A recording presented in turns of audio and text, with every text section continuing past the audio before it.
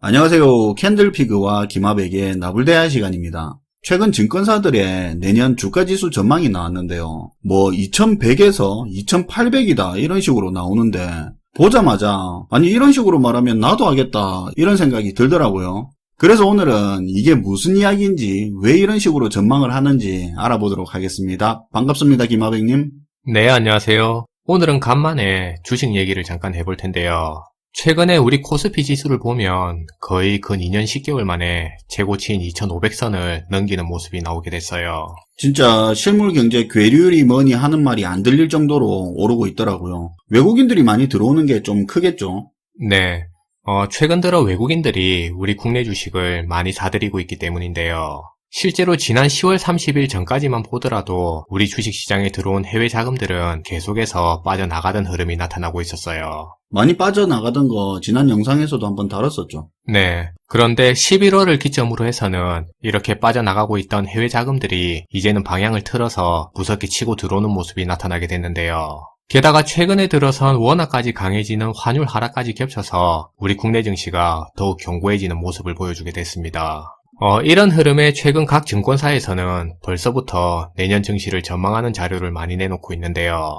그래서 오늘은 최근에 나왔던 기사 내용을 몇 개 참고해서 증권가에서는 내년 증시를 어떻게 전망하고 있는지, 그리고 우린 그걸 보고 어떻게 해석해야 되는지를 가볍게 한번 다뤄보는 시간을 가져볼게요.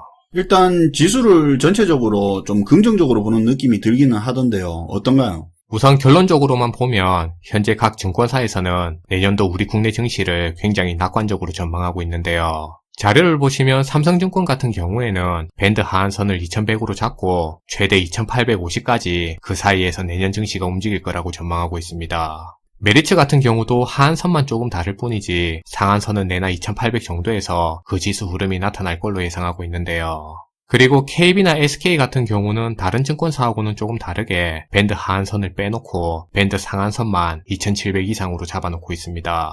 아무래도 이런 경우는 내년 증시를 전망하는 자료다 보니까 예상하는 입장에서도 어떤 리스크가 생길지 불확실하고 또 그 리스크에 따라 떨어질 폭도 달라질 수 있으니까 명확하게 밴드 하한선을 제시하지 않은 거라고 볼 수 있을 것 같아요. 어쨌든 이야기를 들어보니까 증권사들이 내년 전망을 낙관적으로 보고는 있는 것 같은데 대략 2700 정도까지는 보고 있는 게 공통적인 의견인 것 같더라고요. 그러면 그래도 어느 정도 근거는 있을 거 아닙니까? 네, 당연히 근거가 있는 내용인데요. 일단 기본적으로 현재 금융계에서는 코로나가 터진 올해와 비교해서 내년에 우리 기업들의 실적이 더 좋아질 거라는 데 의견이 모아지고 있습니다. 시장에서는 특히 반도체나 전반적인 IT라든지 2차전지 쪽에서 우리 기업들의 실적이 많이 좋아질 거라는 의견이 나오고 있는데요. 그리고 사실 올해 같은 경우는 클라우드 업체들이 서버 증설을 많이 미뤘는데 내년에는 미뤄왔던 서버 증설도 좀 늘어날 예정이라서 특히나 메이저 반도체 기업들이 좋은 실적을 기록할 거라는 전망이 나오고 있습니다. 일각에서는 사상 최대 실적도 가능할 수 있다는 의견도 나오고 있어요. 그렇긴 한데 지금 미국 코로나 번지는 거 보면 장난이 아닌데 그게 긍정적으로 보는 게 맞는가 싶기도 한데요. 네, 당연히 금융계에서도 그 부분은 감안하고 있는 내용인데요. 여전히 겨울철을 맞아 코로나 재확산 같은 그런 불확실성도 있겠지만 반대쪽에서는 백신 기대감도 무시할 수 없는 부분이라 아무래도 악재보다는 기대감 쪽으로 더 많은 비중을 실은 전망이 나오고 있어요. 저는 좀 솔직히 쉽게 동의는 안 되는데 어쨌든 본론으로 들어가서 저처럼 잘 모르는 사람들이 내년 전망 2100에서 2800 이렇게 나온 거 보면 바로 드는 생각이 지금 장난하나 이거거든요. 네. 자료를 보시면 사실 증권사들이 밴드폭을 너무 넓게 잡아서 이건 전망이 틀릴래야 틀릴 수 없을 것 같다는 생각도 들 수 있어요. 그러니까요. 그런데 참고할 만한 의미가 있으니까 발표를 하는 거 아니겠습니까? 네. 그리고 간혹 어떤 분들은 이걸 가지고 맞니 틀리니 논쟁하시면서 그렇게 판단하시던데 그런데 이걸 그렇게 쓰면 의미가 없는 자료가 될 수 있습니다. 그러면 뭡니까? 사실 증권사에서 제시한 밴드폭 자체는 일종의 가이드라인 정도로만 그렇게 활용하면 도움이 될 수 있는 내용인데요. 그리고 사실 애초에 목적 자체도 가이드 용도로만 제시된 내용이라서 우리도 그렇게 이해하고 활용하는 게 도움이 될 거라는 생각이에요. 근데 가이드니 뭐니 참고를 한다고 해도 어지간해야 참고하는 거 아닙니까? 변동폭이 지수 아래 위로 7, 800이 넘는데. 네. 이번 같은 경우는 변동폭이 워낙 크다 보니까 그렇게 생각할 수 있는데요. 그런데 사실 여기서 중요한 포인트는 밴드 안에서의 변동폭보다는 지수가 밴드를 이탈할 때 더 큰 의미를 가지게 된다는 겁니다. 이게 무슨 의미인지 조금만 더 들어보면 충분히 이해하실 수 있을 건데요.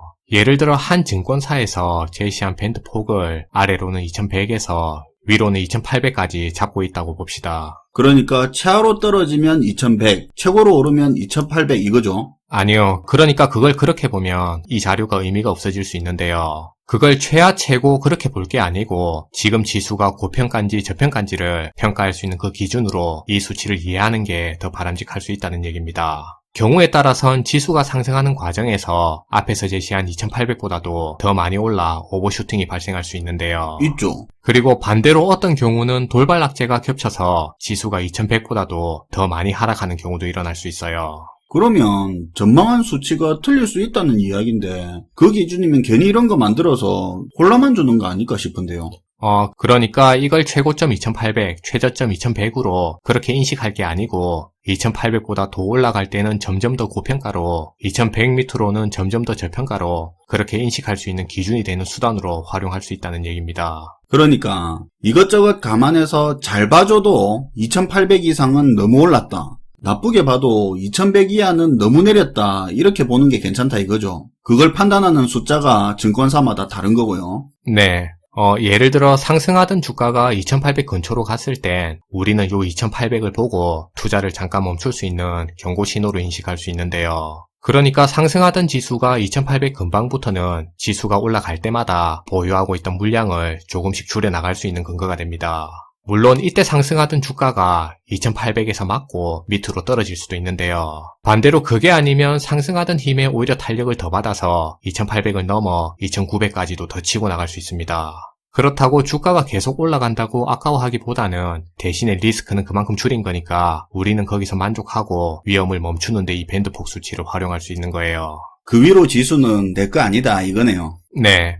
그냥 그럴 때는 안 보는 게 답이 될 수 있어요. 근데 생각해보면 사람 심리라는 게 예상보다 높게 치고 가면 팔아야 될 텐데도 더 오를 것 같아서 못 팔고 예상보다 더 떨어져 버리면 공포심이 생겨서 싸다고 하더라도 더 떨어질 것 같아서 쉽게 못 사잖아요. 네. 그게 사실 말이야 쉽지 실제로는 굉장히 어려운 내용이에요. 흔히 주식시장에서는 공포에 사서 환희에 팔아라는 투자 격언이 있는데요. 식상할 정도로 흔하죠. 네. 마찬가지로 이 말도 앞에서 얘기했던 밴드선에 그대로 적용해보면 밴드 상한선은 그만큼 환희의 창구간이니까 투자를 줄여나가야 될 위험 신호로 인식할 수 있고요. 반대로 지수가 밴드 하한선에 근접해서는 너도 나도 모두가 다 두려운 상황이니까 오히려 투자에 관심을 키우고 나아가야 될 신호로 활용할 수 있는데요. 일종의 그런 개념에서 이 밴드폭 수치를 활용할 수 있다는 내용입니다. 그건 맞는 말인 것 같습니다. 3월달에 미친듯이 폭락할 때 기억해보면 바로 적용이 되죠. 네. 오늘은 증권사에서 제시하는 지수 밴드선을 활용하는 방법을 얘기해봤는데요. 기본적으로 밴드선 자체를 맹신할 필요도 없고 많이 틀리니 비판하거나 평가할 내용도 아니니까 그냥 보조지표의 개념으로만 투자에 참고하시면 되는 내용입니다. 그리고 마지막으로 불확실성이 큰 시장일수록 그만큼 리스크도 큰 시장이고 또 그에 따른 변동성도 같이 커지는 시장이라고 볼 수 있는데요. 그런데 앞에서 증권사에서 제시한 밴드폭을 보시면 그 기준값이 위아래로 상당히 넓게 변동폭을 크게 잡고 있는 걸 확인할 수 있는데요. 오늘 영상을 통해서 이게 어떤 의미인지 그 부분을 다시 한번 생각해 볼 수 있는 시간이 되었으면 좋을 것 같습니다. 그리고 참고적으로 변동성이 큰 시장일수록 그만큼 먹을 것도 많아지고 반대로 잃을 것도 많을 수 있다는 점 알려드리면서 마무리할게요. 네, 오늘도 잘 들었습니다. 김하백님. 네, 감사합니다. 어디서는 3천까지 간다 그런 말도 제법 나오는 것 같던데 투자 열기는 뜨겁기는 합니다. 제 주변에서 최근 꽤 수익이 나오다 보니까 자신감이 풀로 차서 원래 투자로 쓰려고 했던 자금의 몇 배를 딴 데서 끌어온 사람도 많고 직장인 중에는 업무는 뒤로 제쳐두고 투자에 올인하다 보니까 출근해서 장 시작하는 9시 되면 화장실에 주식 매매한다고 사람들이 나올 생각을 안 한다고 하더라고요. 목표 수익률도 10% 이렇게 말하던 사람들이 이제는 30% 이야기하고 있고요. 어차피 투자는 자기 책임이고 자기 결정이니까 참견할 건 아니지만 투자에 너무 매몰돼서 일상을 잃어가는 건 진짜 조심해야 될 것 같습니다. 시청해주셔서 감사하고요. 지금까지 나불대화 시간이었습니다.